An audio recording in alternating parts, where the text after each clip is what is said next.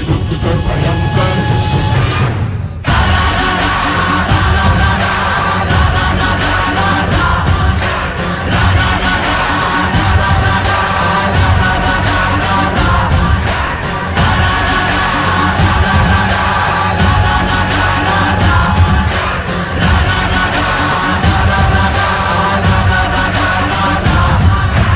हम तुम्हारी जानिसारी और वफादारी से बेहद खुश हैं, इसलिए हम तुम्हें कौंधाना का किलेदार बना देंगे।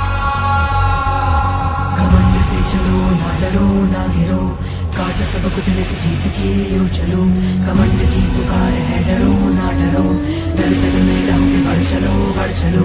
घमंड ही तेरे शीश का शिकार है, छीन शीश सबके बढ़ चलो बढ़ चलो। घमंड से चलो, ना डरो ना गिरो, काटो सबक दिल से जीत के यूं चलो।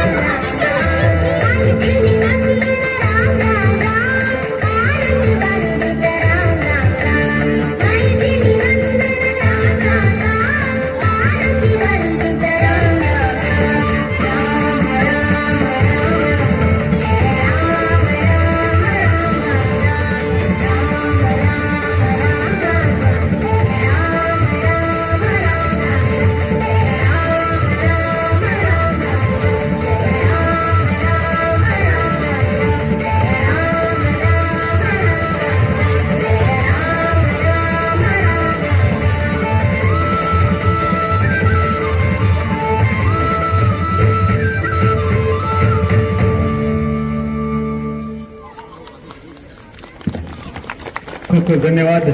અને આટલો સુંદર રજૂઆત કરી હોય ત્યારે તાળીઓ જરા ઓછી પડી હોય એવું લાગે. ભારતીય સંસ્કૃતિને પરંપરાને જાળવીને બાળકોમાં સારા સંસ્કાર પ્રજ્વલિત થાય, સનાતન ધર્મનો પાયો અતિ મજબૂત થાય એવા આપણા પ્રયત્નો સફળ રહે. અને હવે ફરી શાશ્વત પાઠશાળાના બાળકો દ્વારા અભિનય. અયોધ્યાના રાજા રામ, કૌશલ્યાના છાયા રામ, કૌશલ્યાના છાયા રામ, દશરથના દુલારા રામ, દશરથના દુલારા રામ. શ્રી રામ જય રામ જય જય રામ, શ્રી રામ જય રામ જય જય રામ. લક્ષ્મણજીના બંધુ રામ, લક્ષ્મણજીના બંધુ રામ, ભરતજીના બંધુ રામ, ભરતજીના બંધુ રામ. શત્રુઘ્નના બંધુ રામ, શત્રુઘ્નના બંધુ રામ. શ્રી રામ જય રામ જય જય રામ, શ્રી રામ જય રામ જય જય રામ. સીતાજીના સ્વામી રામ, સીતાજીના સ્વામી રામ, હનુમાનજીના સ્વામી રામ, હનુમાનજીના સ્વામી રામ. તુલસીદાસના સ્વામી રામ, તુલસીદાસના સ્વામી રામ. શ્રી રામ જય રામ જય જય રામ, શ્રી રામ જય રામ જય જય રામ. સેતુ બંધ રચનારા રામ, સેતુ બંધ રચનારા રામ. રાવણ વધ કરનારા રામ, રાવણ વધ કરનારા રામ, રાવણ વધ કરનારા રામ, રાવણ વધ કરનારા રામ. લંકા જય કરનારા રામ, લંકા જય કરનારા રામ. શ્રી રામ જય રામ જય જય રામ. શ્રી રામ જય રામ જય જય રામ. કેવટના છે સખારામ, કેવટના છે સખારામ. સુગરીવના ઉપકારક રામ, સુગરીવના ઉપકારક રામ. શબરીના ઉદ્ધારક રામ, શબરીના ઉદ્ધારક રામ. શ્રી રામ જય રામ જય જય રામ. શ્રી રામ જય રામ જય જય રામ. વશિષ્ઠના છે શિષ્ય રામ, વશિષ્ઠના છે શિષ્ય રામ. લવકુશના છે પિતા રામ, લવકુશના છે પિતા રામ. મર્યાદા પુરુષોત્તમ રામ, મર્યાદા પુરુષોત્તમ રામ. શ્રી રામ જય રામ જય જય રામ. શ્રી રામ જય રામ જય જય રામ. શ્રી રામ જય રામ જય જય રામ.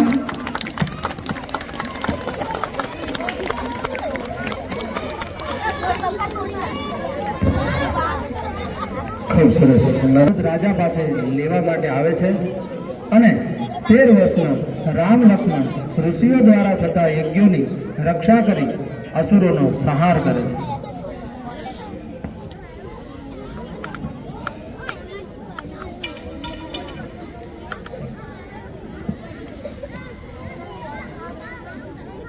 હે સૂત્રધાર, આ બંને તેજસ્વી બાળકો વિશ્વામિત્ર સાથે ક્યાં જાય છે? તાડકા વનમાં તાડકાને મારવા. ઓ બંધુ, તો જો વિશ્વામિત્ર આજે આવે તો આવી આસુરી વ્યક્તિને મારવા માટે આપણે આપણા બાળકોને સાથે મોકલીએ ખરા? મોકલવાની વાત તો દૂર, ચાલ તને બતાવું આજના યુગમાં મોન્ટુનું ઘડતર કેવી રીતે થાય છે. ચાલ ચાલ. 12મા ધોરણમાં ભણતા મોન્ટુની કાળજી કરતા માતા પિતા. અરે હજી સૂતો છે? ઉઠ ઉઠ, તારે 12મું છે. તને વાંચવાની ચિંતા નથી? ઊભો થા. હા મમ્મી, મને ખબર છે 12મું છે. સુવા તો દે.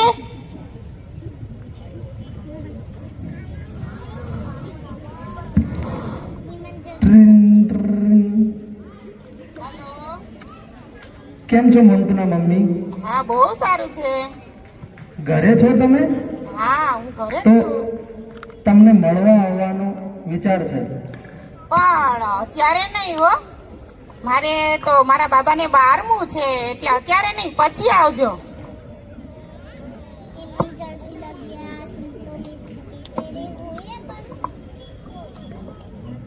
આખો દિવસ ટીવી જોયા કરે છે, ખબર નથી પડતી તારે 12મું છે?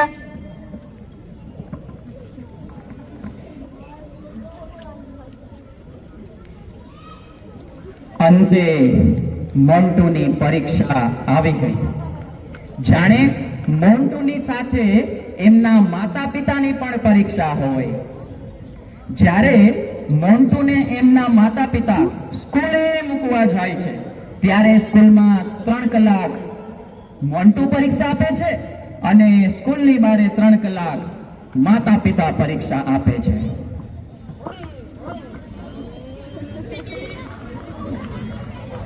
ઋષિ બાપો, બેટા તારું નામ શું છે?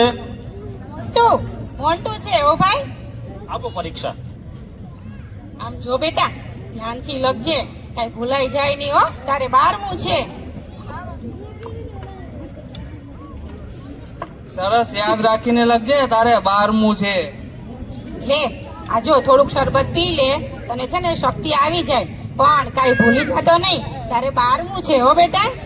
પેપર કોરું મૂકીને ના આવતો હો, આખું ભરીને આવજે, તારે 12મું છે. જો બેટા, પેપર લખાઈ જાય પછી છેલ્લે વાંચીને ધ્યાનથી કઈ છૂટી જાય તો ધ્યાનથી લખજે. તારે 12મું છે હો બેટા.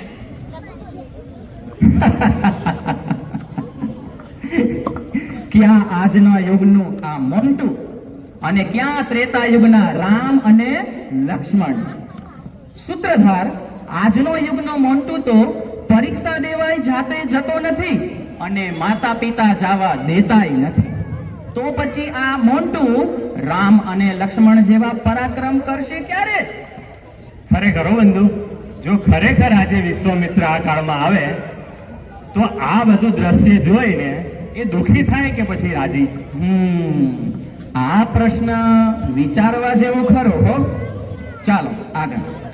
દ્રશ્ય 1 પૂર્ણ. દ્રશ્ય 2 માતા કૈકેયીની યોજના. સ્વર્ગમાં ઇન્દ્ર સાથે વૈજંતી નગરીમાં અસુરરાજ સંબર સાથે લડતા લડતા દશરથ રાજા ઘાયલ થાય છે અને ખૂબ કુશળતાપૂર્વક માતા કૈકેયી રાજા દશરથને બચાવે છે.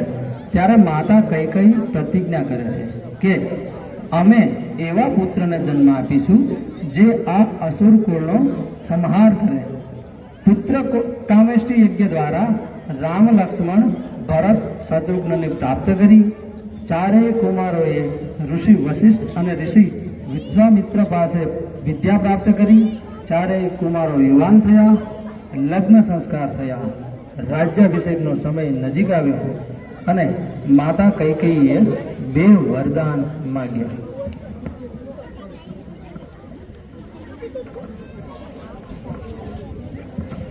હે સૂત્રધાર, આ કૈકેયી માતા થઈને રામને વનમાં જવાનું કઈ રીતે કહી શકે? અરે બુદ્ધુ, એ જ તો માં કૈકેયીની યોજના હતી.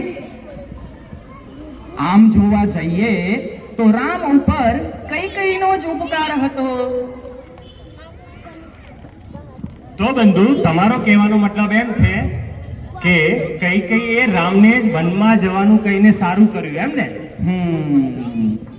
હા સૂત્રધાર, તો સાંભળ.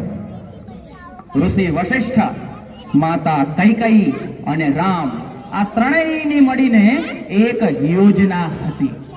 રાજા દશરથને રામ પ્રત્યે પુત્ર મોહ થયો હતો અને જો રામ રાજા બનત તો અયોધ્યા પૂરતા સીમિત થઈ જાત અને એક બાજુ અત્ર તત્ર સર્વત્ર રાક્ષસોનો આહાકાર મચ્યો હતો. તામસિકતા વધી હતી. એ રાક્ષસોને દંડ દેવા રામને વનમાં મોકલવા પડે એમ જ હતા. ઉભારો બંધુ, જો રામ વનમાં જાય તો પછી રાજા બને કોણ? આ જ કોયડાનો ઉકેલ માતા કૈકેયીએ 2 વરદાન માંગીને કર્યો છે. પરંતુ આ યુક્તિ અમને સુજાડી કોણે? માતા કૈકેયીની માનીતી દાસી મંથરાએ. એટલે જ માટે તો રામે રાક્ષસોને વનની અંદર અત્ર તત્ર સર્વત્ર હણ્યા છે. રામ લોકોત્તર રામ બન્યા છે. રામ જન જનના રામ બન્યા છે. સૂત્રધાર, રામ ગયા એને 10,000 વર્ષ પૂર્ણ થયા પણ હજી પણ રામ જન જનમાં વ્યાપ્ત છે. એમનું મૂળ જ છે માતા કૈકેયી. ખરેખર બંધુ, અદ્ભુત. આપણે માતા કૈકેયીને આ દ્રષ્ટિકોણથી જોયા જ નથી. આજે ખરેખર એમનું સાચું સ્વરૂપ જાણીને એમને નમસ્કાર કરવાનો મન થાય છે. દ્રશ્ય 2 પૂર્ણ.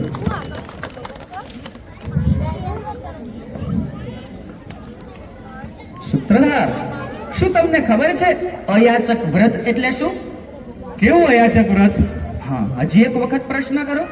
કેવું અયાચક વ્રત? અયાચક વ્રત એટલે ભગવા વસ્ત્ર ધારણ કરવા, વલ્કલ વસ્ત્ર ધારણ કરવા, ચરણ પાદુકાનો ત્યાગ કરવો, વનની અંદર કંદ અને મૂળ ખાઈ જીવનનો નિર્વાહ કરવો, કોઈ પાસે કશું માગવું નહીં અને જો કોઈ આપે તો કશું લેવું પણ નહીં, સત્યનો સાથ દેવો. આવા અયાચક વ્રત સાથે રામ વનમાં ગયા છે. ઓહો, આટલું કઠોર અયાચક વ્રત! અને આગળ તો એમ પણ છે, ફક્ત રામ નહીં, એમના અનુજ લક્ષ્મણ અને માં સીતા પણ આ વ્રત ધારણ કરી વનમાં ગયા છે. ચાલ, હું તને બતાવું માં સીતા અને રામનો દાંપત્ય જીવનની ઝલક. ચાલ. ભગવાન શ્રી રામ વનગમન માટે ભગવા વસ્ત્ર પહેરીને સજ્જ થાય છે ત્યારે માં સીતા રામની સાથે સંવાદ કરે છે. આર્ય, હા સીતે. હું પણ તમારી સાથે વનમાં આવીશ. સીતે, ત્યાં જંગલ છે અને જંગલમાં રાક્ષસો અને હિંસક પ્રાણીઓ પણ હશે. તો ભલે ને હોય, છતાં પણ હું તમારી સાથે જ આવીશ. આપણા વિવાહ સંસ્કાર સમયે આપણે એકબીજાને વચન આપેલ છે, ધર્મે ચ અર્થે ચ કામે ચ નાતી ચ રામી, નાતી ચ રામી, નાતી ચ રામી. હું તમારા દરેક કાર્યમાં તમારી સહભાગી થઈશ. પણ સીતે, તો શું, આવા સંકટ સમયે તમે મારી રક્ષા નહીં કરી શકો? જો જો સૂત્રધાર, જોયું ને? સુખ હોય કે દુઃખ, બધી જ પરિસ્થિતિમાં એક સાથે રહેવાનું એટલે કે વચન પાલન. વાહ બંધુ, આવું દાંપત્ય જીવન અત્યારની પરિસ્થિતિમાં શક્ય છે ખરું? ચાલ, હું તને અત્યારના સમયની એક ઝલક બતાવું. ચાલ. લગ્ન પછી નિભાવવું તો ખૂબ દૂરની વાત છે, પણ સગાઈથી જ શરતો નક્કી થઈ જાય છે.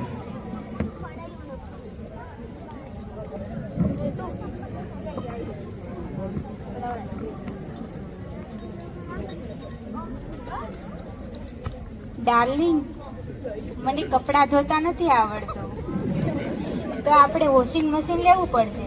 ઠીક છે, લઈ આવશું. અને હું ઓફિસથી ઘરે આવીશ ત્યારે તારા હાથનું ગરમા ગરમ જમીશ.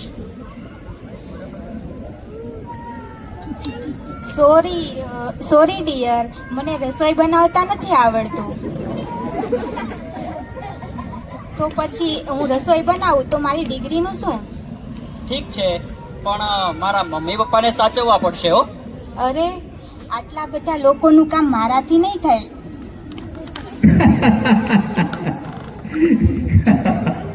ક્યાં ત્રેતાયુગની પરિસ્થિતિ અને ક્યાં આ કલયુગનું દાંપત્ય જીવન.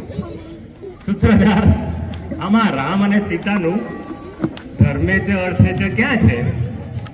ખરેખર સીતાને આજના જીવનમાં આદર્શ તો માન્યા છે, પરંતુ એમને ગમે એવું જીવન છે ક્યાં?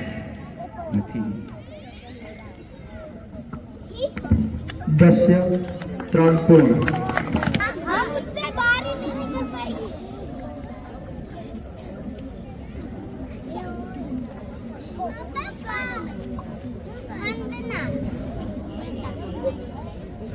ભિક્ષામ દેહી ભવતી ભિક્ષામ દેહી. ઋષિવર, હું તમને અત્યારે ભિક્ષા નહીં આપી શકું. અત્યારે મારા ઘરમાં કોઈ હાજર નથી. તો તારા દ્વારથી મારે ખાલી જવું પડશે. ઋષિવર, તમે મારી પરિસ્થિતિ તો સમજો. અત્યારે મારા ઘરમાં કોઈ નથી. હું તમને કેવી રીતે ભિક્ષા આપું? ઠીક છે, તારા દ્વારથી હું ખાલી હાથે જ જઈશ. પણ શું આ છે રઘુવંશની પરંપરા? ઊભા રહો ઋષિવર, હું ભિક્ષા લઈને આવું છું.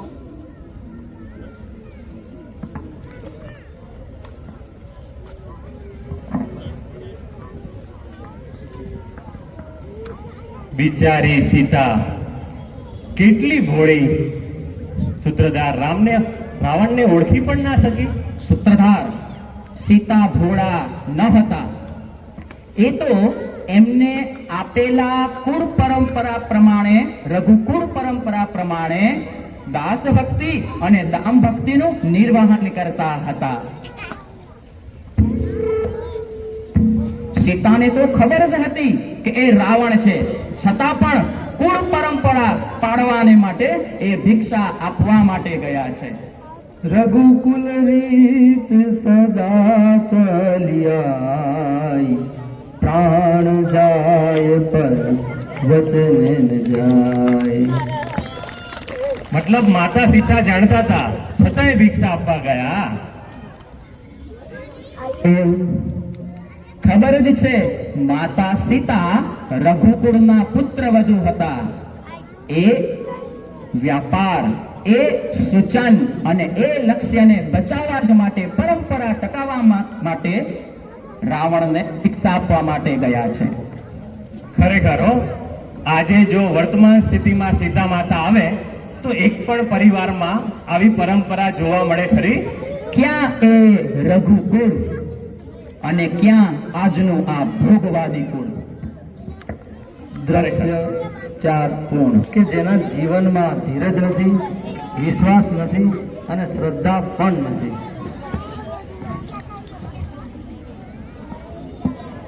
સૂત્રધાર, બોલો બોલો.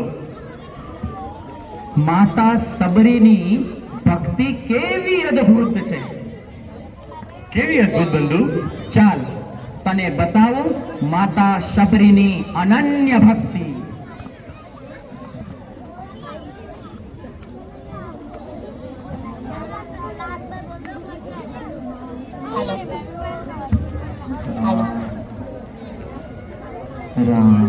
સબરી, તો આ રોજ રોજ ફૂલ કોના માટે પાથરે છે? મારા પ્રભુ રામ માટે. અરે જવા દો, આનું તો રોજનું છે. શબરી માતા જ્યારે 7 વર્ષના હતા ત્યારે તેમના ગુરુ માતંગ ઋષિએ કહેલું હતું કે તને શ્રી રામ નિશ્ચયથી મળવા આવશે. પરંતુ એને મળ્યા ક્યારે રામ?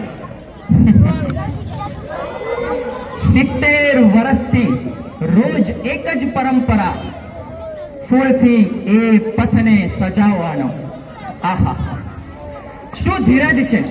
7 વર્ષથી લઈ અને 70 વર્ષ સુધી એના હૃદયમાં પ્રતિદિન રામ પ્રત્યેનો, પ્રભુ રામ પ્રત્યેનો અનન્ય ભક્તિભાવ અને રામ જપ. વાહ બંધુ વાહ, અદ્ભુત, ખરેખર ખરેખર અદ્ભુત. તો એને બોર વિશે પણ આપણે કઈ વાત સાંભળી હતી, એના વિશે શું? અરે બધું એ તો આપણી ભૂલ ભરેલી દ્રષ્ટિ છે. હેઠા બોર નહીં, મીઠા અને વીડેલા પોર, એ જ તો માતા શબરીની અનન્ય ભક્તિ છે. વાહ, ખૂબ સરસ. દ્રશ્ય પૂર્ણ. એક ચક્રવર્તી સમ્રાટની પુત્રવધુ સીતા, એક ચક્રવર્તી સમ્રાટની પુત્રી સીતા, એક ચક્રવર્તી સમ્રાટની પત્ની સીતા, મહારાણી માં સીતા જંગલમાં જાતે ધાન કૂટે, જાતે બળતણ કાપે, જાતે રસોઈ બનાવે. આની કરતા તો એ ઋષિના આશ્રમમાં 2-4 સેવકો નહોતા રાખી શકતા? અરે બુદ્ધુ, એ તારી જેવા ટૂંકી બુદ્ધિના નહોતા. એક બાળકનું કેળવણી ફક્ત એના માતાના હાથમાં છે. એક ઉત્તમ બાળકનું ઘડપણ એ માતાના 90% એમના હાથમાં છે. અને આદર્શ સીતા એ એમનું ઉત્તમ ઉદાહરણ છે. બાળક નાનું હોય કે મોટું, એમની મા પાસે જેવું ઘડતર થાય એવી બીજી જગ્યાએ થવું અસંભવ છે. ખરેખર સૂત્રધાર, જો આજે વર્તમાન સ્થિતિમાં માતા સીતા આવે તો આ માતાને પોતાના બાળકની કેળવણી કરતા જોઈને શું વિચારશે? સૂત્રધાર, ચાલ તને બતાવું આજની મોડર્ન મમ્મીની સિમરન અને સરગમની કેળવણી કેવી છે. ચાલ તને બતાવું. ચાલો ચાલો.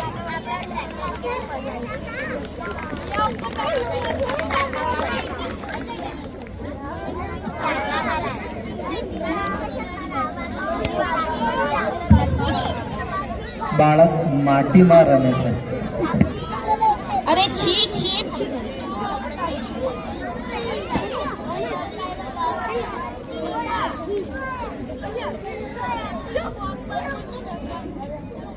જલકંડ.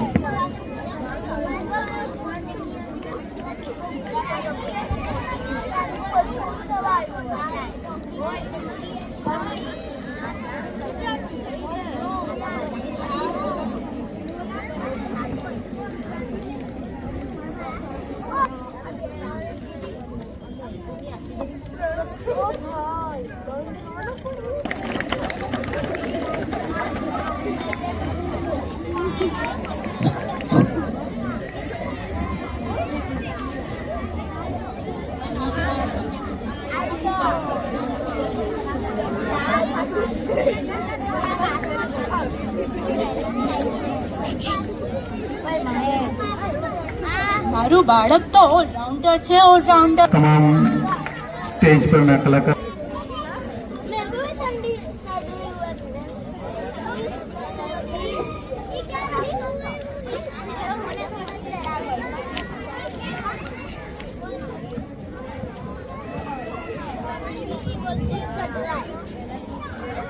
લાડવાનું જમણ ખાધા પછી કારેલાનો જ્યુસ પીવા મળે, ઘણાને એવું લાગે, પણ આ એટલું જ જરૂરી છે જેટલું માણસના સ્વાસ્થ્ય માટે પંચગવ્ય. આમ તો રામ ઉપર બોલવું, રઘુવંશ ઉપર બોલવું કે રામાયણ ઉપર બોલવું એ મારી તો શું આપણા કોઈની પાત્રતા નથી. માત્ર વાલ્મીકી, મહાકવિ વાલ્મીકી, એમણે રામ માટે જે લખ્યું એની પછી ઘણા બધા લોકો લખ્યું. મહાકવિ કાલિદાસે પણ એવું કીધું, હું મંદ છું, રામાયણ કહેવા માટે હું મંદ છું. જેની ઘરે ભગવાન ચાકરી કરવા સ્વયં આવ્યા એવા સંત એકનાથે એવું કીધું કે હું માત્ર રામાયણનો શબ્દાર્થ કરી શકું, એનો ભાવાર્થ ન કરી શકું. અને સંત તુલસીદાસ કે જેનું રામચરિત માનસ ખૂબ પ્રખ્યાત છે આજના જમાનામાં, એમણે એવું કીધું કે જો રામાયણ કેવી હોય ને તો સમગ્ર ચરાચર સૃષ્ટિને ઉતારવી પડે તો જ રામાયણ કહી શકાય, શક્ય નથી.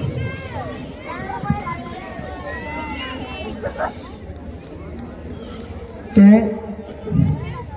એ રામાયણ ઉપર હું બોલું એ કેટલું યોગ્ય છે. ઘણી વાર તો વિચાર આવે, પણ બીજી બાજુ એ વિચાર આવે કે કહેવું જ પડશે, કારણ કે રામનું સાચું ચરિત્ર જો સમાજ સુધી નહીં જાય તો આ સમાજ કયા પાટે જશે એનું કાંઈ નક્કી નથી. જે જમાનામાં atom bomb, super computer, supersonic missile, મતલબ ધ્વનિ કરતા પણ 6 ગણી સ્પીડે જઈ શકે એવી મિસાઇલ જે જમાનામાં શોધાઈ છે, એવા આજના પાશ્ચાત્ય યુગના આધુનિક જમાનામાં જ્યાં માત્ર ભૌતિક વિજ્ઞાનને સર્વસ્વ માનવામાં આવે છે, એ પાશ્ચાત્ય સંસ્કૃતિની સામે ભારતીય સંસ્કૃતિ ગરદન ઊંચી કરીને જોઈ શકે એવું એની પાસે છે શું? થઈ જશે, માય ગામની થઈ જશે, પાયા વિહોણી થઈ જશે. એટલા માટે આ જે રામ અને કૃષ્ણ આપણા છે, જે આપણા આધાર સ્તંભ છે, એને બદનામ કરવાનો પ્રયત્ન પૂરજોશમાં ચાલી રહ્યો છે, પૂરજોશમાં.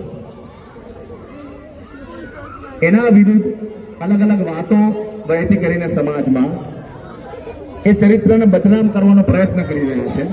અને સામા પક્ષે રાવણનું મહિમા મંડન કરવામાં આવે, કંસ દુર્યોધનનું મહિમા મંડિત્રને સમાજ સુધી લઈ જવામાં નહીં આવે તો આવતી પેઢી પાસે દિશા શું હશે?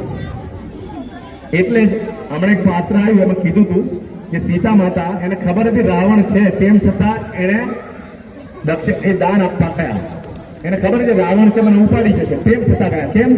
કારણ કે રઘુકુળ રીત મારા આંગણે જે આવ્યો છે એ ખાલી હાથે પાછો ન જવો જોઈએ. જે રઘુકુળ, જેનું નામ જે રઘુકુળ છે, રઘુ રાજા ઉપરથી પડ્યું, એ રઘુ રાજા વિશ્વજીત યજ્ઞ કરીને બેઠા હતા, પોતાની સર્વ દક્ષિણા દાન કરીને બેઠા હતા, પોતાની આખી સંપત્તિ દાન કરીને બેઠા હતા. અને એની પછી વર્તંતુનો શિષ્ય કૌશ એની પાસે આવે છે અને તપોવન માટે 14 કરોડ સોના મારો માંગે છે. ત્યારે એ એવું નથી કહેતા કે મારે તો બધી સંપત્તિ મેં દાન આપી દીધી. એ કે ઉભા રહો, કુબેર ઉપર ચડાઈ કરે છે, કુબેરના આહવાન કરે છે અને વગર લડાય કુબેર 14 કરોડ સોના માર આપે છે, વધારે આપે છે અને કૌશને આપે છે, જાઓ તપોવન માટે લઈ જાઓ. એ રઘુ રાજા એના કુળની આ પુત્ર બધું કે જે સર્વ દક્ષિણા દાન કર્યા પછી પણ પાછું નથી કરતા, તો એક નાના એક દક્ષિણા માટે, દાન માટે કેવી રીતે થઈ શકે? એટલે જ કે પ્રાણ જાય પર વચન ન જાય. રઘુકુળ રીત સદા ચાલી આવી અને એ જે રઘુવંશ છે. આજે આપણે છોકરી માટે મૂર્તિઓ જોવા જઈએ ને, આજે કોઈ પણ મા બાપ અહીંયા બેઠા છે, આપણે દીકરી માટે મૂર્તિઓ જોવા ગયા હોય તો પણ શું જોઈએ? શું જોઈએ? આપણે કુળ જોઈએ. અત્યારે ભલે પૈસો જોતા હશે, પણ એક પેઢી આગળ જાઓ, આમાં જે લોકો 60 ઉપરના છે એ બધાને ખબર છે દીકરી માટે જ્યારે આપણે મૂર્તિઓ જોવા જઈએ શું જોઈએ? કુળ જોઈએ, એનો વંશ જોઈએ કે કુળ કેવું છે, ખાનદાની કેવી છે, આપણે આ જોઈએ. તો ભગવાનને જ્યાં જન્મ લેવો છે, ભગવાનને જે કુટુંબમાં જન્મ લેવો છે, તો શું ભગવાન કુળ નહીં જોવે? એટલે ભગવાને રઘુવંશ અને રઘુકુળમાં જન્મ લીધો, કારણ કે એની જે પેઢીઓનું તપ છે ને, 7 પેઢીનું તપ, ત્યારે રામ થાય. 7 પેઢીનું તપ હતું. દિલીપ, રઘુ, અજ, દશરથ, રામ. એની આગળ પણ સગર રાજા, ભગીરથ રાજા, જેના કુળમાં ઈશ્વાકુ વંશ જેને કહેવાય છે, એ દિલીપ રાજા કોણ હતા? કે જયારે પુત્ર પ્રાપ્તિ નથી ત્યારે વશિષ્ઠ શું કીધું? નંદિની ગાયની સેવા કરો. નંદિની ગાયની સેવા કરવા સુદક્ષિણા રાણી અને દિલીપ રાજા બંને જાય છે. રાજા હોવા છતાં માણસ નથી મોકલતા કે જાઓ ગાયની સેવા ચાકરી કરો, પોતે જાય છે. ઘણા સમય સુધી સેવા કરે છે. એક દિવસ જંગલમાં ગાય ચરાવવા જતા હોય, સિંહ આવે છે અને સિંહ જેવો ગાય ઉપર તરાપ મારવા જતા રઘુરાજ જાય અને તીર મારવા જાય. ત્યારે સિંહ કહે છે કે તમે વચ્ચે ના આવી શકો, આ મારું ભક્ષ્ય છે, તમે આ સુસ્કૃત કામ કરી રહ્યા છો, મારું ભક્ષ્ય છે, એ મારો હક છે, તમે એમાં વચ્ચે ના આવો. ત્યારે દિલીપ રાજા કહે એવું હોય તો તમે મને મારો, પણ ગાય માતાને રહેવા દો. આ સમર્પણ ત્યાં જે કુળમાં હોય એ કુળમાં જ ભગવાન જન્મ લે. એટલે જ કહેવાય કે રામ પ્રભુ જન્મ્યા પૃથ્વી ઉપર. શા માટે જન્મ્યા? શા માટે જન્મ્યા? કઈક કારણ તો હશે ને. એ જો નહીં વિચારીએ તો એમને દર વર્ષે રામનવમી આવે છે, આપણે રામ ભગવાનની આરતી કરીએ છીએ, પુષ્પ ચડાવીએ છીએ અને રામનવમી જતી રહી છે, પાછી આવતા વર્ષે આવશે. આમનામ રામનવમી જતી રહી છે, પણ એ રામના જીવનમાંથી મારે શું લેવાનું એ આપણને ખ્યાલ નહીં આવે છે. તો રામના જીવનના જે 3 હેતુ હતા, ગો, દ્વિજ, ધેનુ પ્રતિપાલક, આ રામના જીવનના હેતુ હતા. ગો એટલે વેદ, દ્વિજ એટલે બ્રાહ્મણ, અને ધેનુ એટલે ગાય માતા. આ 3ના પ્રતિપાલક, આ 3ના રક્ષણ માટે ભગવાન આવેલા છે. હવે આખું જીવન જોઈશું તો આપણને ખ્યાલ આવશે કે એના જીવનમાં આ જ કરવું. હવે જો મારે રામ ને ભગવાન માનવા કે રામ મારા ઈષ્ટદેવ માનવા હોય તો મારે એના દીકરા તરીકે એટલું તો કરવું છે કે ભગવાન જે રસ્તે ભગવાન જે કામ કરીને ગયા ને એના રસ્તે મારે ચાલવાનો પ્રયત્ન તો કરવો જોઈએ. જો હું એ રસ્તે નથી તો પછી હું રામનો ભક્ત કહેવાને લાયક હોય તો એને દંભ કહેવાય. કારણ જો રામ છે દેવી સંસ્કૃતિના સંરક્ષક છે ને રાવણ છે આસુરી સંસ્કૃતિના સંરક્ષક છે. હવે મારું જીવન દેવી સંસ્કૃતિ તરફ પ્રયાણ કરે છે કે મારું જીવન આસુરી સંસ્કૃતિ તરફ પ્રયાણ કરે છે, આ મારે હંમેશા દરરોજ જોવું જોઈએ. રાત્રે સૂતી વખતે જો એ દેવી સંસ્કૃતિ તરફ હશે તો રામનો ભક્ત કહેવાને લાયક છું, અને જો એ નથી તો સમજો હું રાવણીય વૃત્તિનો જ છું. રાવણ નાસ્તિક હતો. રાવણ નાસ્તિક હતો. કોઈ અમારે કહી શકે રાવણ નાસ્તિક હતો? રાવણ મોટામાં મોટો એટલો કહું છું, કોઈનું મહિમા મંડન નથી કરતો, પણ એ મોટામાં મોટો શિવ ભક્ત હતો કે જેને પોતાના 10 મસ્તક આપણે કે ભગવાનના ચરણે ધર્યા એટલે જેના પર શક્તિ આવી. એ શિવ ભક્ત કે એટલો શિવજીને હંમેશા આપણે કહે કે ભાઈ શિવ તાંડવ સ્તોત્ર રચયિતા, વેદોની કેટલી રૂચાઓને રાગ આપવા વાળો આ રાવણ, તો ભગવાને એને કેમ માર્યું? પ્રશ્ન થવો જોઈએ. પણ આ પ્રશ્ન આપણે એમ કે ભગવાન છે એ નાસ્તિક લોકો ભગવાને આસ્તિકને જ માર્યા છે. આ કેવા આસ્તિક છે કે જેને સમાજમાં ભ્રાંત ઈશ્વરવાદ પેદા કર્યો છે. ભ્રાંત ઈશ્વર એટલે સાચો ઈશ્વર છે એના ભૂલવાડીને ખોટો ઈશ્વરવાદ ઉભો કર્યો છે. તો મારે એ વિચારવાનું છે કે હું સાચા ઈશ્વરને ભજું છું કે ખરેખર હું પણ ભ્રાંત ઈશ્વરવાદના ઢળિયામાં ફસાયેલો છું. જો હું પણ ભ્રાંત ઈશ્વરવાદમાં હોય તો ભગવાન મારો વધ કરશે તો ખબર કેમ પડે? તો મારું જીવન જોઈને ખબર પડે કે મારું અત્યારનું જીવન છે એ ભારતીય સંસ્કૃતિ પ્રમાણેનું છે કે આસુરી સંસ્કૃતિ પ્રમાણેનું છે. મારી કુટુંબ વ્યવસ્થા, વાત છે ને, મારી કુટુંબ વ્યવસ્થા, મારી સમાજ વ્યવસ્થા, મારી રાજ્ય વ્યવસ્થા, મારી શિક્ષણ વ્યવસ્થા શું આ ભારતીય સંસ્કૃતિને અનુરૂપ છે? નથી. તમારે વિચારવું પડશે. કારણ કે આપણે પાશ્ચાત્ય રંગમાં એટલા રંગાઈ ગયા કે આપણે આપણી પોતાની સંસ્કૃતિને ભૂલી ગયા. રામે કિષ્કિંધા જીત્યું, કોને આપ્યું? સુગ્રીવને આપ્યું. લંકા જીતી, કોને આપી? વિભીષણ. આ બધાને ખબર છે, આ બધાને ખબર છે. એટલે એ વાતોમાં જતા નથી આપણે, કારણ કે રામની ઘણી બધી વાતો જોતો તો આખી રાત આખા દિવસો દિવસો જાય. પણ આપણે જે વિચાર મંથન કરવાનું છે, તો અત્યાર સુધીનો ઇતિહાસ છે કે કોઈ પણ રાજા રાજ્ય જીતે તો કાં તો પોતે રાજ લઈ લે અથવા પોતાનો સુબેદાર લઈને અને એને ટેક્સ કલેક્શન માટે રાખે. આવું હોય, એની પાસે ટેક્સ ભરવાનો, આવું હોય. રામે કોઈ બાંધ્યા નથી, નહીં કિષ્કિંધાને બાંધ્યું, નહીં લંકાને બાંધ્યું. રામે એવું કીધું, અપિસ્મય લંકા નમે રોચતે લક્ષ્મણ જનની જન્મ સ્વર્ગાદપી કરી હતી. કે લંકા છે ને સોનાની છે, લંકા સોનાની છે, પણ મને એમાં રુચિ નથી. અને સોનું પણ નથી ગમતું, બધાને જ ગમે ને. પણ એ સોનાની લંકા જીતેલા રામે એક જ ઝાડકામાં વિભીષણને આપી અને કીધું, અપી સ્વર્ણમય લંકા નમે રોચતે લક્ષ્મણ. પછી જે કીધું છે ને એ વાત આપણે જીવનમાં આવવાની છે. પછી રામે કીધું, જનની જન્મભૂમિ ઈચ્છા. જનની એટલે મારી જનની, મારી માં, અને જન્મભૂમિ મારી ધરતીમાં, મારો દેશ સ્વર્ગાદપી ગરીય છે, સ્વર્ગથી પણ મહાન છે. અને આજે પાશ્ચાત્ય સંસ્કૃતિનું શિક્ષણ લીધેલા લોકો પોતાના મા બાપને ક્યાં મૂકી આવે છે? ઘરડા ઘરમાં. બહુ વાર નથી.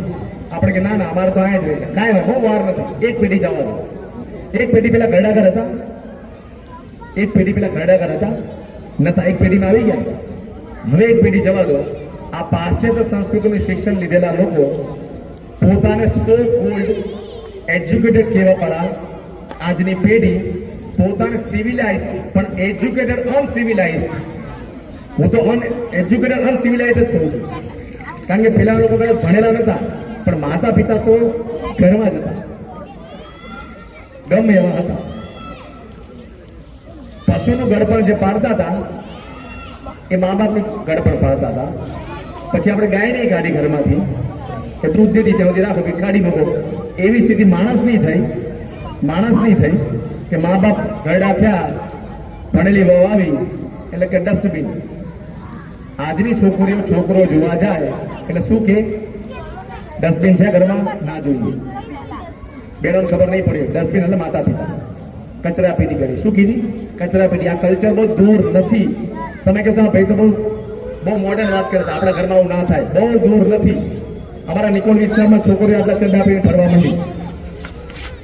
લોકો નતા માનતા, ના થાય, થવા માંડ્યું. દીકરી છે ને હીરો છે, હીરો. એને સાચવીને કબાટમાં રાખવાનો હોય. અને દીકરા છે લોખંડ જેવા છે, કદાચ પલ્લે તો થોડો કાટ લાગે, ફરક આવે, ચિંતા નથી. પણ દીકરી હીરા જેવી એટલે કબાટમાં રાખવાની હોય. પેલું વસ્ત્ર પરિધાન એવું જ થવું જોઈએ. આ બેનો ઓઢીને બેઠા તો હું બહુ ખુશ થયો. મને બહુ ગર્વ છે. એ જે સંસ્કૃતિ ટકાઈ રાખી છે ને, માથે ઓઢવાની પરંપરા બહુ સરસ છે. આ ભારતીય સંસ્કૃતિ છે. અમે થોડા મોડર્ન થઈ ગયા છીએ, બરાબર છે. તમે પલ્લી કાઢ્યું, સાડીમાંથી અમે ડ્રેસ ઉપર આવ્યા, ડ્રેસે વાંધો, ડ્રેસમાંથી જીન્સ ઉપર, જીન્સમાંથી ક્યાં આવ્યા? શર્ટ ઉપર આવ્યા. ભણવામાં એવો કે આદિમાનવ વસ્ત્ર નતા તો પાંદડા બાંધતો, પછી ટૂંકા વસ્ત્ર થયા, પછી લાંબા વસ્ત્ર થયા. હવે પાછો માણસ પ્રબુદ્ધ થયો, પાછો ધીમે કરતો કરતો ક્યાં આવ્યો? પાછો આદિમાનવની જેમ આવી ગયો. કપડા ફૂલ હતા, એમાંથી ઓછા થતા, હવે ઓછા આદિમાનવ જે કપડા થઈ ગયા. આટલું પહેરવાનું બરબોડાથી ઓછું, એટલે શું થયું? આદિમાનવ. આ શું થયું? પાશ્ચાત્યની અસર થઈ. પાશ્ચાત્યની અસર છે. તો આ જ્યારે થાય ત્યારે મારે વિચારવાનું કે હું કયા રસ્તે છું. તો ભગવાને કીધું જનની જન્મભૂમિ છે. જનની તો છે જ સ્વર્ગથી મહાન, પણ જન્મભૂમિ મારો દેશ. આજે હમણાં બધા કેનેડાના વિઝા આપી દે, શું થાય? લાઈન લાગે ને. જેને મળ્યા વળ્યા ગયા, નથી મળ્યા ટકી ગયા. આજે એવી હાલત છે. પરાણે 1947માં હંમેશા 1947માં ભારત ને ઇઝરાયલ બંને સાથે આઝાદ થયા.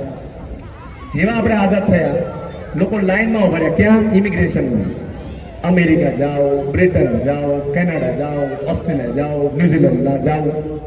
અને ઇઝરાયલના યહૂદીઓ આખા વિશ્વમાં હતા, પોતાનો સેટલ ધંધો મૂકીને પોતાનો દેશ આવી ગયા, જે દેશમાં કઈ હતું જ નહીં, રણ હતું. કેમ? મારી માં, એ દેશ પોતાનો કહે છે, માં આપણામાં છે, પણ એને કે મારો દેશ આઝાદ થયો, હું જઈશ ત્યાં. શું કરશો ખબર નહીં, પણ હું ત્યાં જઈશ. અને આપણે શું કીધું? જન્મભૂમિ માય ફૂટ. આજની પેઢી શું બોલે? 2 પૈસા વધારે મળે એટલે લોકો અહીંયા ગાળો દઈને ત્યાં જતા રહે. ત્યાં જાય તો વાંધો નથી, પણ શું થાય? ત્યાં બેઠા બેઠા અહીંયા ગાળો દે. India is very dirty country, India is so, India is so, પછી ચાલુ થાય.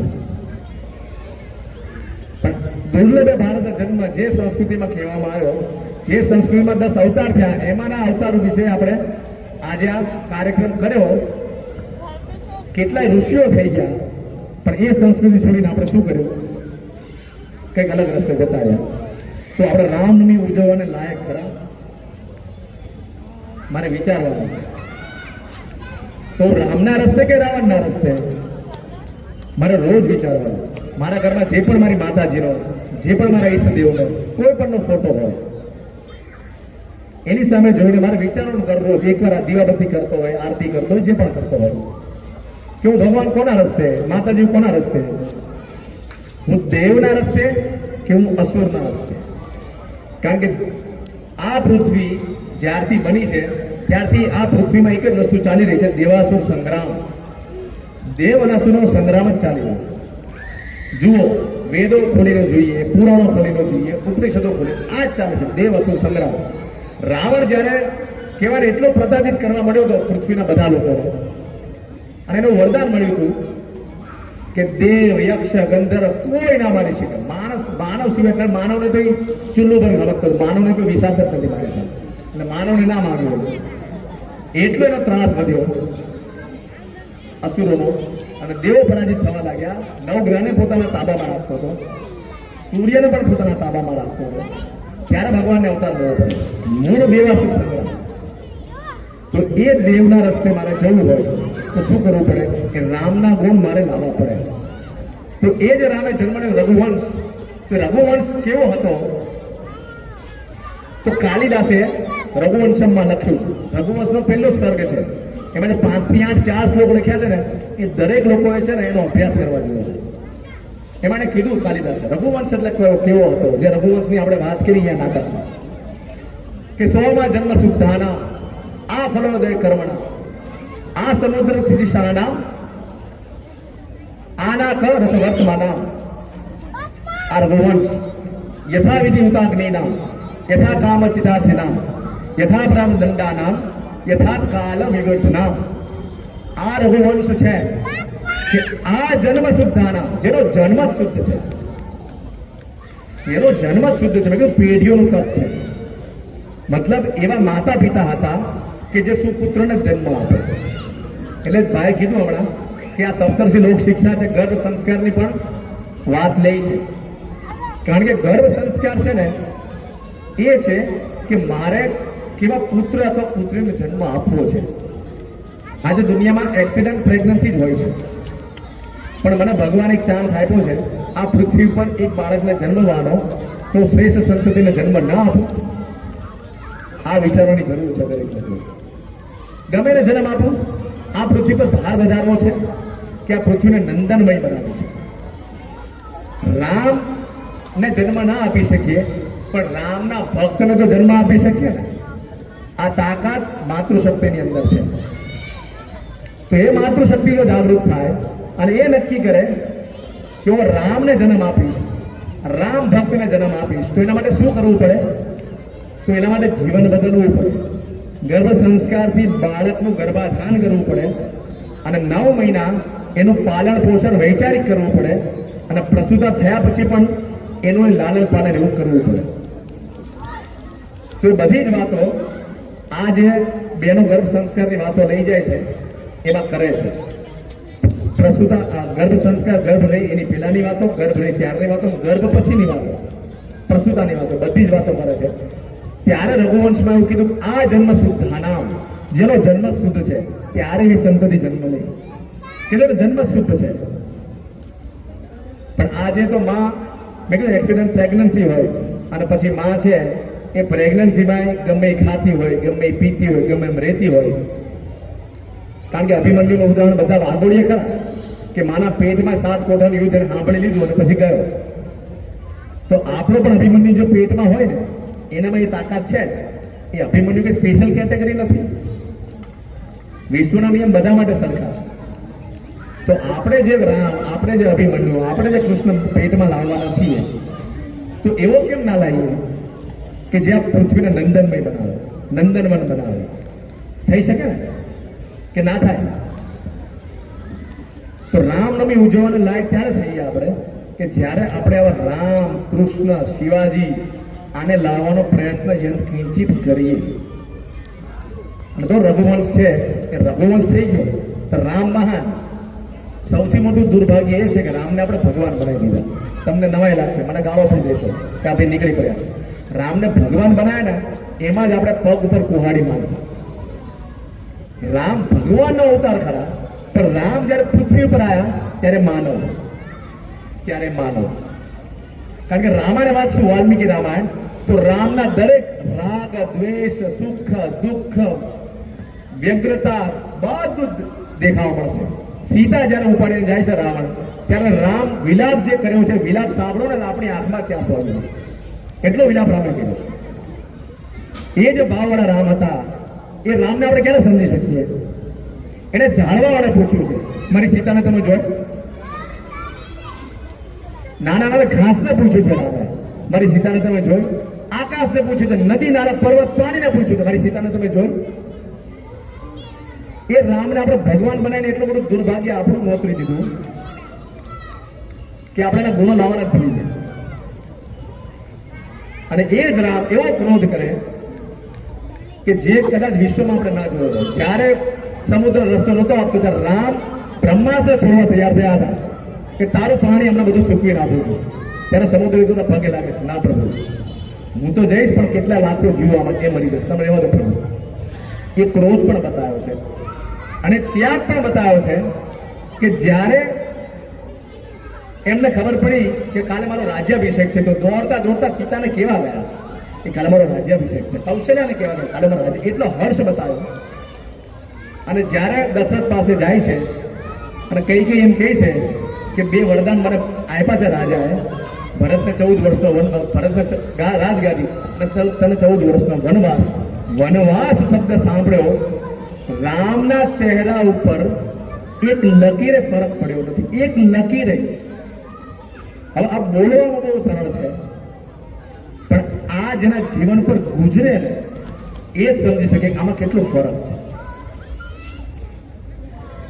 જ્યારે કઈ એમ કહેતી હતી કે તમે વચન આપો કે રામ નહીં ફરે, કે તમે તો વચન આપશો પણ રામ આવું કર્યું તો રામ તમને બંદી બનાવી દેશો, ત્યારે દશરથને કેવું પડ્યું છે કે તું કઈ માટીની છો, તું રામને ઓળખી નથી?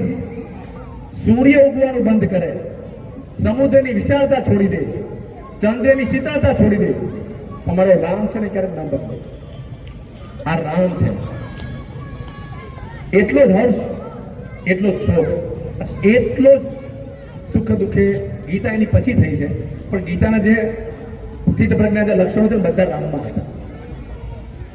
એક જ ઝાડ કે ખબર પડી તરત કૌશલ્યાને કીધું, કઈને કીધું કે માં બસ આટલી વાત માટે તે પિતાને હેરાન કર્યા, તે મને જ કીધું હોત તો મારામાં ભરતમાં ફરક શું છે? હવે આ જે ત્યાગ છે ને આ દુનિયામાં બતાવો. એટલે જ કહું, જે દુનિયા એટમ બોમ્બ કે સુપરસોનિક મિસાઇલની વાતો કરે છે, સુપર કમ્પ્યુટરની વાત કરે છે, એની સામે આપણે શું આપી શકીએ? આ બધી જે શોધ થઈ છે ને એ માણસને દૂર કરવા માટેની છે. અને રામે જે ત્યાગ કર્યો છે ને એ માણસને નજીક લાવવા માટે છે. ફરક આ છે. આજે એટમ બોમ્બ શું કરે છે? એટમ બોમ્બની વાત જવા દો. મોબાઈલ શું કરે છે? મોબાઈલ શું કરે છે? મોબાઈલ છે બધા પાસે. 5 લોકો બેઠા હશે, બધા શું કરશે? મોબાઈલમાં બધા હશે, સાથે હોવા છતાંય સાથે નથી. આપણા ઘરમાં હાલત જો આજે શું છે, સગાવાલા બેસવા આવ્યા હોય તો ટીવી ચાલુ હોય, અને આજની પેઢી તો સગાવાલા આવે તો જય શ્રી કૃષ્ણ કે જય માતાજી કહેવાય નથી આવતું. એની રૂમમાં વાંચવામાં પડી હોય. પહેલા તો લોકો બેસતા, વડીલ આવ્યા હોય તો બાળકો પણ બેસતા, અમે બેસતા થોડીક વાર. આજની પેઢીને કાંઈ લેવા દેવા, મતલબ માણસથી દૂર ગયો. પેલા દિવાળી પર બધાના ઘરે જતા, વર્ષમાં પણ જતા. આજે માત્ર બેસણાના કામે, લગ્નના કામે, કોઈ બીમાર પડ્યા તો કામે જઈએ છીએ. ખાલી ફોન ઉપર વાત કરી લઈએ, મેસેજ છોડી દઈએ. આ થયું? મતલબ શું થયું? માણસથી અલગ થયું. તો રામના જે ગુણ છે ને માણસની નજીક લાવે છે. દુનિયામાં મને એવું ઉદાહરણ બતાવો, એવા ઉદાહરણ તો બહુ જોયા કે જમીનના ઝઘડા માટે કે આના ઝઘડા માટે ભાઈ ઝઘડ્યા હોય, પણ આમાં તો એક કે તું રાજ્ય લે, બીજું કે તું રાજ્ય લે, આવો ઝઘડો બતાવો દુનિયામાં, માત્ર અહીંયા સિવાય. તો છાતી રૂપે લઈ જઈ શકીએ ને રામાયણ. આજે દરેક બાપ દુઃખથી કહે છે કે મારો દીકરો મારું માનતો નથી. અને દશરથ એ દુઃખી હતા કે મારો દીકરો મારું બધું જ માને છે, એટલે એ દુઃખ. આવો આદર્શ પુત્ર. હવે આ રામનું ચરિત્ર જો સમાજ સુધી સાચા અર્થમાં ન જાય, અને નથી ગયું, એટલે આ બધા કોયડા ઉભા થયા છે. સંયુક્ત કુટુંબમાંથી આપણે ક્યાં આવ્યા? વિભક્ત કુટુંબમાં આવી ગયા. આપણે 35માંથી 10 થયા, 10માંથી 4 થયા, 4માંથી હવે 2ની કગાર ઉપર છીએ, અને 2માંથી હવે 1 થવાની કગાર ઉપર ધીમે ધીમે આવી રહ્યા છીએ. બહુ દૂર નથી, કારણ કે હવે લગ્ન પણ ધીમે ધીમે બંધ થશે. લિવ ઇન રિલેશનશિપ આવી ગયા છે, એટલે હવેની પેઢી તો લગ્ન પણ નહીં કરે. એકલા જ્યાં સુધી બીજા સાથે ફાવે ત્યાં સુધી રહેવાનું, પછી ન ફાવે બીજા સાથે રહેવાનું, એમ ચાલે. હવેની પેઢી આ છે. તમને આ બધું નવું લાગતું હશે, પણ તમે આ જિંદગીમાં જોઈને જ જશો. આ બહુ દૂરની વાત નથી, કારણ કે અત્યારનો આધુનિકતા એટલી ફાસ્ટ ચાલી રહી છે. જેમ મોબાઈલ નવા અપડેટ થાય છે ને, એમ આ બધા દૂષણો પણ એટલા જ સ્પીડથી આવી રહ્યા છે, બહુ સ્પીડથી, આપણા અંદાજ બાદ. તો ત્યારે આવા મહાપુરુષનું જીવન જો સમાજ સુધી નહીં જાય તો સમાજની શું હાલત થશે? તો આજની પેઢીમાં, આજની બાળકની પેઢીમાં ડોરેમોન લઈ જવો છે, હેરી પોટર લઈ જવો છે કે રામ લઈ જવું? શું લઈ જવું જોઈએ? આ કથા નથી, તો તમારે બોલ્યા શું લઈ જવું છે? હેરી પોટરની પેલી લાકડી આમ કરે, ઝાડ ઊભું થઈ જાય, ઝાડ બળી જાય, એવું કરવું છે જે જિંદગીમાં શક્ય બનવાનું નથી? પણ રામાયણ નથી વેચાતી. હેરી પોટરની પુસ્તક બહુ હોય છે, મિલિયન્સમાં વેચાય. અચોકથી હેરી પોટરની પુસ્તક મિલિયન્સમાં વેચાય. રામાયણ વેચવા જાવ, કોના ઘરે રામાયણ છે આમાંથી? ટીવી કેટલાને ઘેર છે? શરમાવણ નહીં હતું તો આપણે ઘરના જ છીએ. ટીવી કેટલાને ઘેર છે? કોઈ ઘેર નથી. જોરદાર. કેટલાને ઘેર નથી? કેટલાને ઘેર નથી ટીવી? આટલાને ઘેર ટીવી નથી, આટલાને ઘેર છે, બરાબર? હવે રામાયણ કેટલાને ઘેર છે? ટીવી કરતા તો ઓછી જ છે ને. ટીવી કરતા ઓછી જ છે. એનો મતલબ ઇમ્પોર્ટન્સ શું છે આપણા માટે? રામાયણ કે TV? TV is more important ધન રામાયણ, બરાબર છે? હજી આટલી તો છે. આજે તમારી પેઢી ટકી છે ને, આટલી છે. તમારી પછીની પેઢી તો પુસ્તક વેચીને બટેકા ખાઈ જવાનું થયું છે. બહુ બધા ઘરોમાં થયું. સારા પુસ્તકો ગયા અને બટેકા ખાઈ ગયા લોકો, વેચી પસ્તી. પણ એ ટકાવવાની જવાબદારી કોની છે? આપણી છે. તમને બધાને ખ્યાલ હશે, અહીંયા 10 થી 30 તારીખ આવતા મહિનાની એક શિબિર થવાની છે, જેનું નામ છે સંસ્કાર વર્ધન શિબિર. અને 19 તારીખથી 1 કલાકની શિબિર થવાની છે સંસ્કૃત માટેની, બરાબર છે? એના ઘણા બધા મેસેજ છે ને, બધા મેસેજ નથી. અહીંયા જે લોકો છે એ લોકોને મેસેજ છે આવતા 19 તારીખથી 1 કલાક દરરોજ સાંજે 5 થી 6. ઓકે, હું તમને કહી દઉં છું. અહીંયા રજનીશભાઈ દુબે અને અલ્પેશ અગ્રવાલ આપણા પોલીસ લાઇનના જ છે, બરાબર છે. એ લોકો મેસેજ આપશે તમને. શા માટે આ કરવાનું? અને સ્પેશિયલ રસ લીધો છે આપણે એસપી સાહેબ છે, એસપી સાહેબ મંજીતાબેને, અને સ્પેશિયલ રસ લઈને કરાવ્યું છે. શા માટે કરાવ્યું? શા માટે કરાવ્યું? અલગ પગાર, એક્સ્ટ્રા પગાર મળે છે એનો? શા માટે કરાવ્યું? કારણ કે આગલી પેઢીમાં સંસ્કાર આવે. આપણે બાળકને શિક્ષણ અપાઈએ છીએ, એનો વાંધો નથી. શિક્ષણ આજના એજ્યુકેશનથી શું મળશે બાળકને? શું મળશે? ઈકડે બગડે બે તગડ તમ, આ મળશે. A for apple, B for ball, C for cat, આ મળશે ને? સંસ્કાર મળશે? માતૃદેવ ભવ, પિતૃદેવ ભવ, આચાર્ય, આ મળશે? નહીં મળે. વડીલોને આદર આપો, આ મળશે? નહીં મળે. તો એ કોણ આપશે? માતા એમ કે મને પગે લાગ, માતા એમ કહેશે મને પગે લાગ સામેથી. એ સંસ્કાર માતા ન આપી શકે. માતાએ અલગ સંસ્કાર આપવાના છે. માતાની શિબિરો પણ થશે અહીંયા, માતૃ શિક્ષાને, કે ઘરનું વાતાવરણ કેવું હોવું જોઈએ, ભારતીય સંસ્કૃતિ અનુરૂપ. તો એ શિક્ષણ ગુરુ આપે, મતલબ થર્ડ પાર્ટી, અલગ બીજી વ્યક્તિ આપે.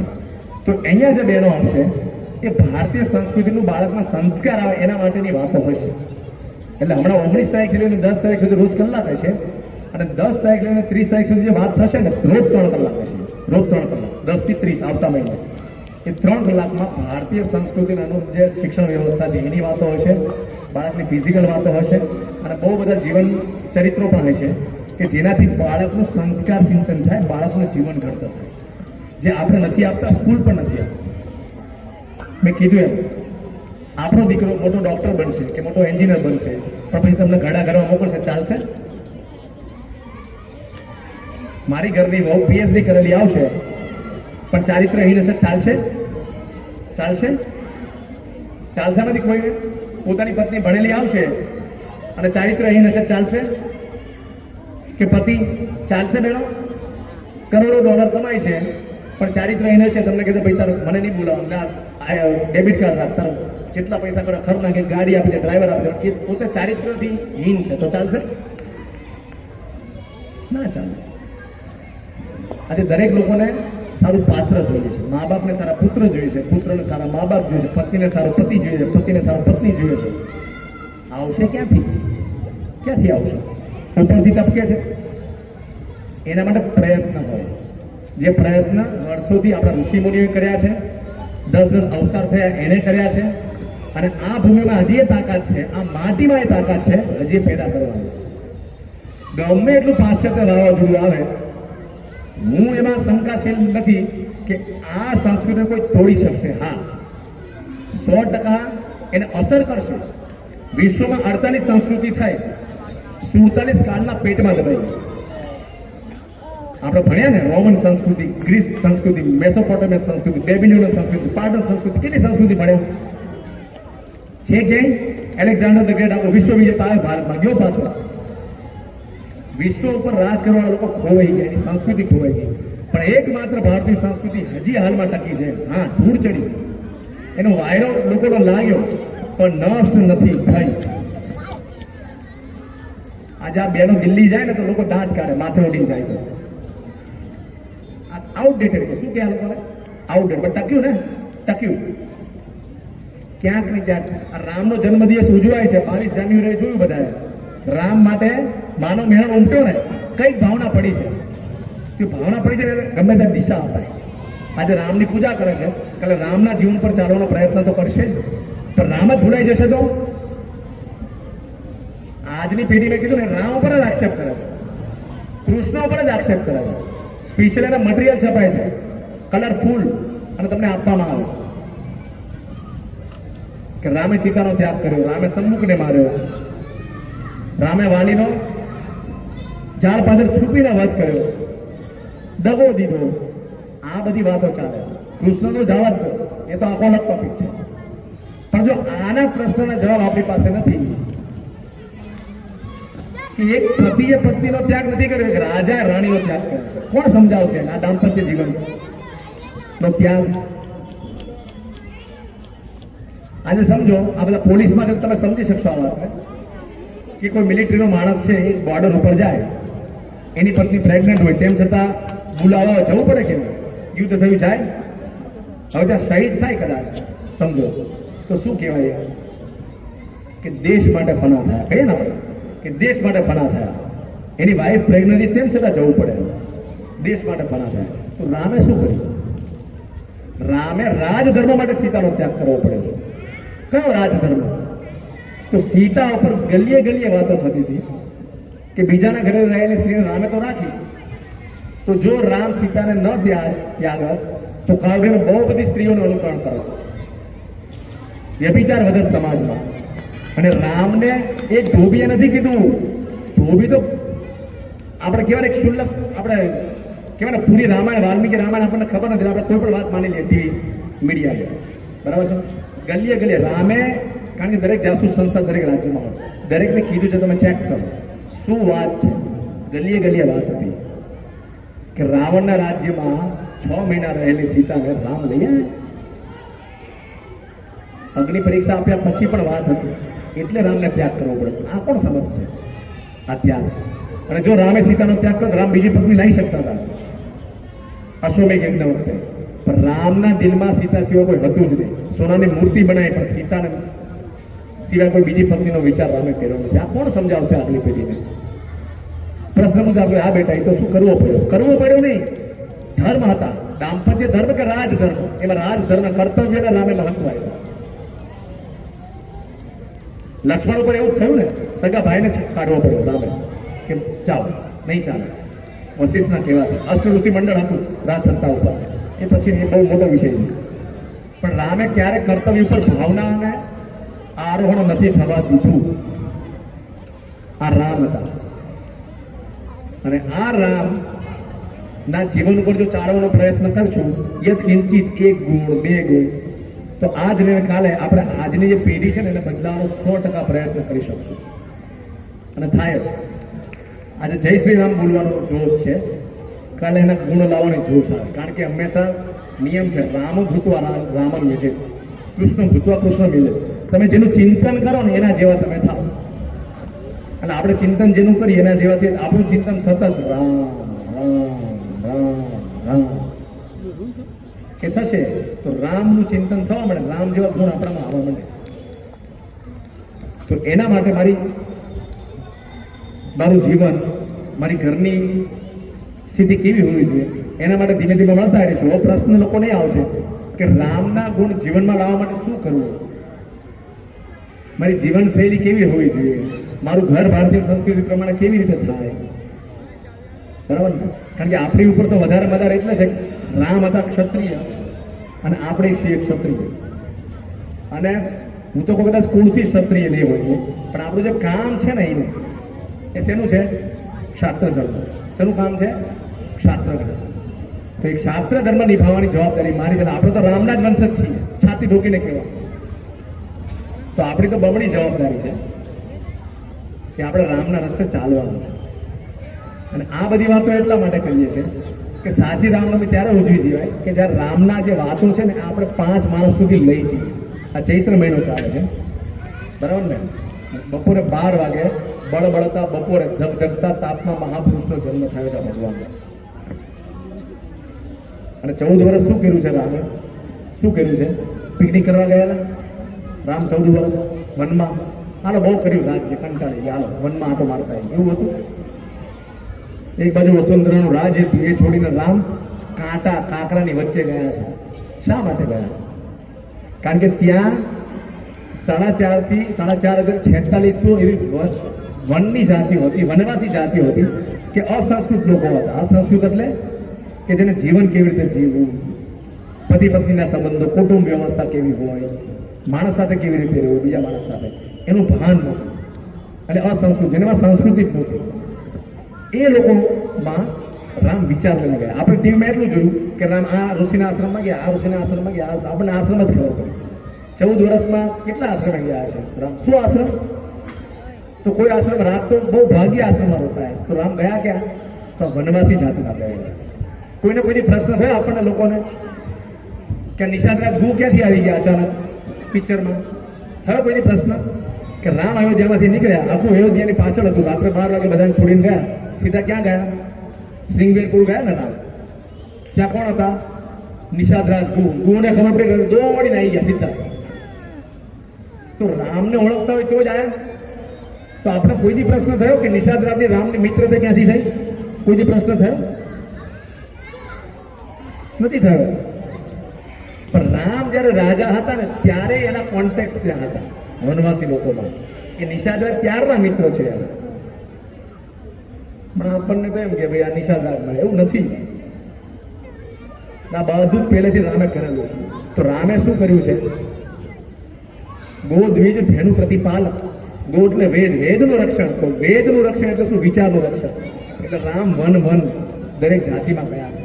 તો મારે એના ભક્ત બનવું હોય તો મારે શું કરવું પડે? હું દરેક જાતિમાં, વનવાસી જાતિમાં નથી જવું, પણ મારી આસપાસના 5 લોકોને હું રામનો વિચાર આપી શકું, રામની વાત કરી શકું, રામના જીવવાના પથ ઉપર હું 5 લોકોને ચલાવી શકું, તો હું રામનો ભક્ત. નહીં તો હું રાવણનો ભક્ત. મેં કહ્યું કાં તો બેમાંથી એક જ રસ્તો છે. કાં તો દેવી સંસ્કૃતિને પ્રાધાન્ય આપી શકું, અને કાં તો મારે આસુરી સંસ્કૃતિ. જો હું દેવીમાં નથી જતો, આસુરીમાં તો હું છું જ. એવું કે empty mind is devils workshop. મનને સારા વિચાર નહીં, પણ ખરાબ તો આવી જ જવાનું છે. એની જોઈએ દેવી સંસ્કૃતિ પર પગ નહીં વાળે તો આસુરી સંસ્કૃતિ તો ઘરમાં એમને આવી જવાનું છે. એ નજર ફેરવશો જ ખબર પડશે આપણને. તો બહુ બધી વાતો છે, પણ સમય થયો છે, બરાબર છે. ઘણા બધા લોકો થાક્યા છે, પણ આ તો રામની વાત છે, ચાલ્યા જ કરશે. પણ મૂળ વાત રામના રસ્તે ચાલવાનો. હવે આપણે આ SRP કેમ્પમાં શરૂઆત કરી છે ભાઈ, તો આપણે રસ્તો પકડી રાખવો છે. એન કેન પ્રકારે બાળકોને એવું નહીં કે ખાલી બાળક, હું બાળકના, કારણ કે આપણામાં કહેવાનું છે માતૃમાન પિતૃમાન આ છે સ્ટેજ ઉપર આવે છે. અને આ જ એક સંસ્કૃતિનું સિંચન સ્વરૂપે આ ટીમે જે બીડલું ઝડપ્યું છે, અને ઉત્તરોત્તર આવી રીતે સારા પ્રોગ્રામો કરતા રહે એવી શુભકામનાઓ. અને આપ સૌ અત્રે પધાર્યા, કાર્યક્રમને શોભાવ્યો એ બદલ આપ સૌનો ખૂબ ખૂબ આભાર. થેન્ક યુ, ધન્યવાદ. જય શ્રી રામ.